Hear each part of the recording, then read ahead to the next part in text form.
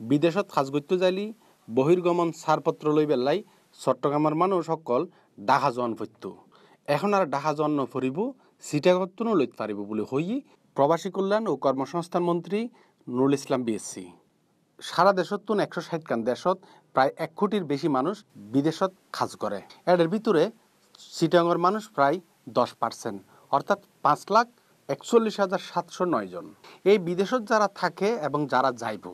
তারা বিদেশত যাইবের ছাড়পত্র লইবেলাই জন পত্য যে ডাকাত এই জন আইনত যে হস্তকিন তারা গরণ পত্যু চিটাগংতুন যেন বহির্গমন ছাড়পত্র এবং স্মার্ট কার্ড লইতে পারে ইয়ানোর ব্যবস্থা করছি এবং আজকে শুভ উদ্বোধন করছি এই চট্টগ্রামবাসীর লাই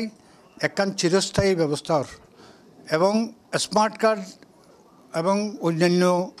আনুষঙ্গিক কার্যক্রম করে বলে ডাহা জন পত্য এখন জন পত্য না এখন জন নভরণে তারা সময় বাঁচিব তারা ভোগান্তি বাঁচিব তারা টিয়া পয়সা বাঁচিব এবং তারার লাই ইয়ান জিন্দিগি বলে একখান ইয়ার চট্টগ্রাম সার্কিট হাউসত এই অনুষ্ঠানত বিভাগীয় কমিশনার ডিসি এবং চট্টগ্রামের বিভিন্ন উপজেলার চেয়ারম্যান অকল উপস্থিত আছিল তারাও খুশি হয়ে সাতগাঁয়ে মন্ত্রী সাতগার মানুষের লাই এক হাসান গুজ্জি বলি সবসময় দেখেন ফরেন তখন পারমিশন লাগে বিদেশে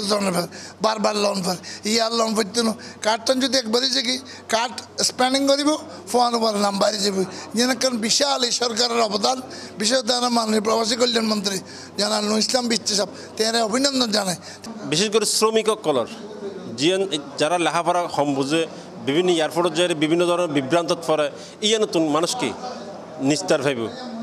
তবে বিদেশি সকলের আর একটা সুখবর আছে চিটাং এয়ারপোর্ট মধ্যে প্রবাসী কল্যাণ ডেস্ক মধ্যে খনিকে যদি যোগাযোগ করে এডে সব সময় একখান অ্যাম্বুলেন্স থাকবে বলে হই মন্ত্রী এবং ইয়েনর গাড়ি এনো সাবি এনো আজিয়ে বুঝে দিয়ে আটকান জিনিস যারা জিয়ান অ্যাম্বুলেন্স বিদেশ যারা কর্মী আর আছে